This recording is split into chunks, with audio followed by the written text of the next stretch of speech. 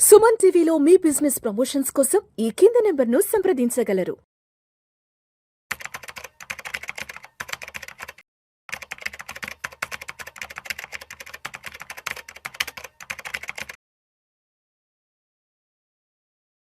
Sir నమస్తే sir. Ramachandramurthy గారు. నమస్తే కృష్ణ గారు. రామచంద్రమూర్తి గారు 2026-27 ఆర్థిక సంవత్సరానికి సంబంధించి ఫిబ్రవరి 1వ తారీఖున బడ్జెట్ను ప్రవేశపెట్టబోతున్నారు ఆర్థిక మంత్రి నిర్మలా సీతారామన్ గారు. సో అయితే ఈ బడ్జెట్ ప్రవేశపెట్టడానికి ఒక వారం రోజుల ముందు లేదంటే ఒక 4-5 రోజుల ముందు ఒక బడ్జెట్ హల్వా వేడుక జరుపుకుంటారు. ఈ హల్వాని స్వయంగా ఆర్థిక మంత్రి నిర్మలా సీతారామన్ గారు అక్కడ గరిటె తిప్పి సో ఎవరైతే గత కొంతకాలంగా ఈ బడ్జెట్ కి సంబంధించినటువంటి టీం ఉందో, ఎవరైతే ఈ బడ్జెట్ ప్రిపరేషన్ టీమ్ లో పాల్గొన్నారో వారందరికీ కూడా సో వారే ఆ యొక్క హల్వాని తయారు చేసి వారి స్వహస్తాలతో హల్వాని అందరికి పంచిపెడతారు. సో ఏంటి అసలు ఈ బడ్జెట్ కి ముందు ఈ హల్వా వేడుక అనేది ఎందుకు ఘనంగా జరుపుకుంటారు అసలు?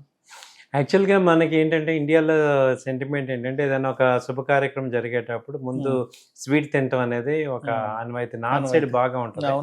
సో అందుకని ఏంటంటే ఇది బడ్జెట్ అనేది ఏంటంటే ఒక సంవత్సరానికి సరిపడా ఎలా ఉంది, ఈ సంవత్సరం ఎలా స్పెండ్ చేస్తున్నాం అనేది అందరికీ చెప్తాం కాబట్టి ఇది ఒక పెద్ద పరిణామం కాబట్టి ఈ హల్వా అనేది ఉండటం అనేది ఇప్పుడు 1947 నుంచి 48 నుంచి స్టార్ట్ అయింది.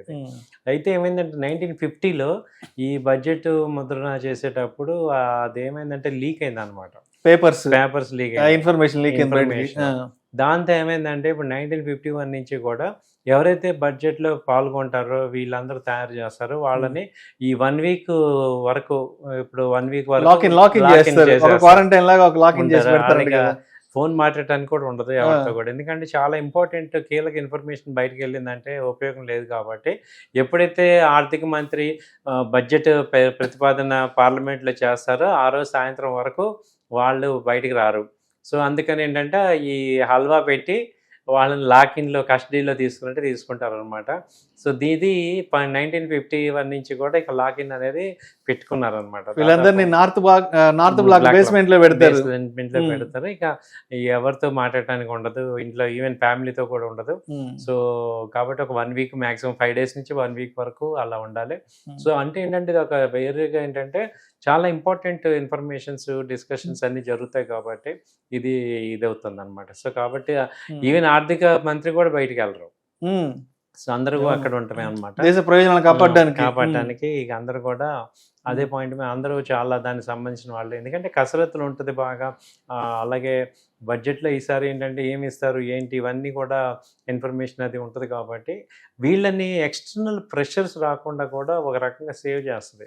ఈవెన్ ఎగ్జాక్ట్లీ అవును ఎక్స్టర్నల్ ప్రెషర్స్ రాకుండా అది చేసాం. వీళ్ళందరూ బయటకు వెళ్ళినప్పుడు వీళ్ళని ఏదైనా అటాక్ చేయడం లేదంటే వాళ్ళ నుంచి ఏదైనా ఇన్ఫర్మేషన్ బయటకి లాగే ప్రయత్నం కూడా జరగవచ్చు. అందుకని ఏంటంటే వీళ్ళు ఈ 1 వీక్ కంప్లీట్ ఐసోలేట్ లో ఉంటారు.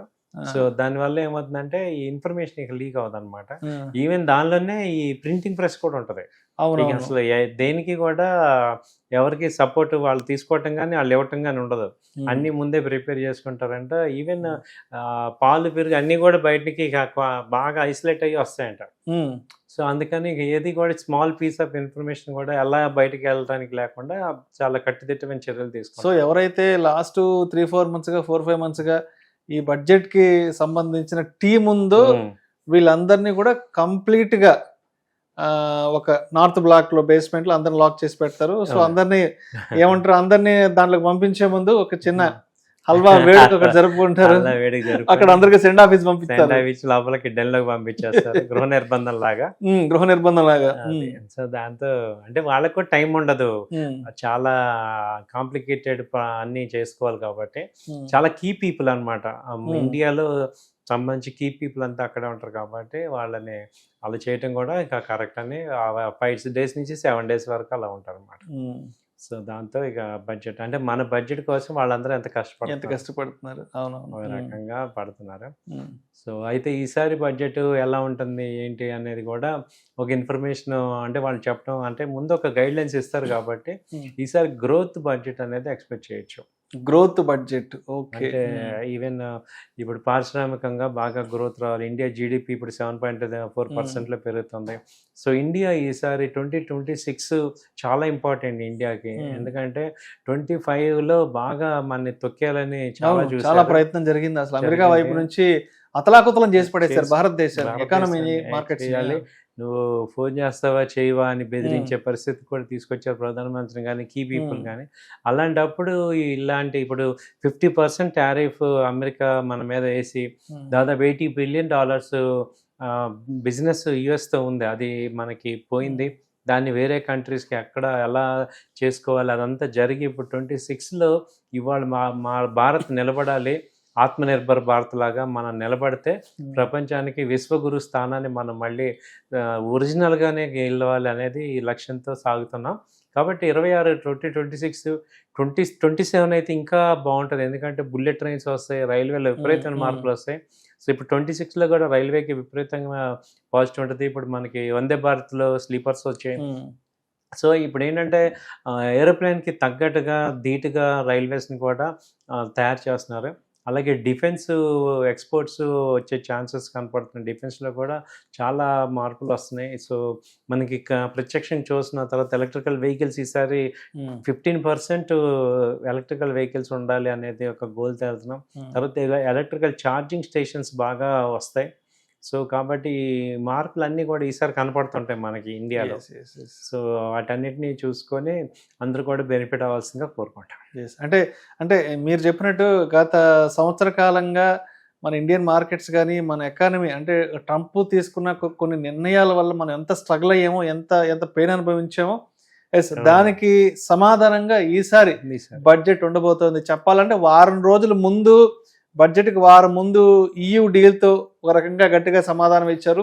రేపు ఫిబ్రవరి 1వ తారీఖున తీసుకొచ్చే బడ్జెట్తో అటు అమెరికా ప్రభుత్వానికి గట్టిగా సమాధానం చెప్పే విధంగా ఇక్కడ మనకి పారిశ్రామికీకరణగా కొంత పాలసీలు ఇండస్ట్రియల్ పరంగా మనల్ని మనం మెరుగుపరచుకునే విధంగా పాలసీలు ఉండే అవకాశం ఉందంటారు.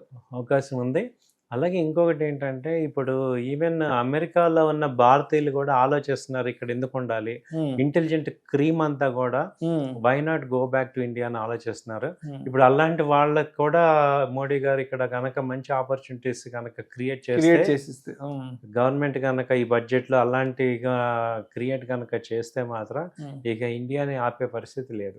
సో మన మేధస్సు అంతా మన దేశం కోసం పనిచేస్తుంది. ఎందుకంటే ఇప్పుడు మైక్రోసాఫ్ట్, బిల్ గేట్స్ ఓపెన్గా చెప్పారు ఇండియా కనుక ఎంప్లాయీస్ని తీసుకోకపోతే మైక్రోసాఫ్ట్ ఇండియాలో తయారవుతుందని. సో అంటే ఇండియా ఇప్పుడు వాళ్ళ యుఎస్లో మేజర్ టాప్ 500 ఫార్చ్యూన్ కంపెనీస్లో ఉన్న చాలా మంది అంతా ఇండియన్సే. ఇండియన్ ఐఐటీస్, ఐఏఎంస్ వీళ్ళే ఉన్నారు. వీళ్ళందరూ కూడా వాళ్ళు ఆలోచిస్తున్నారు అసలు ఎందుకు ఇంత ప్రెషర్ అవుతున్నప్పుడు ఇక్కడ ఉండాల్సిన అవసరం ఏంటి అని. సో వాళ్ళు కనుక అట్లీస్ట్ 10% పీపుల్ ఇటు వచ్చినా కానీ ఇండియా అసలు చాలా షైన్ అయిపోతుంది. సో అది బడ్జెట్లో జరగాలని కోరుకుంటున్నాం. Right sir. Thank you. Thank you sir. Thank you so much.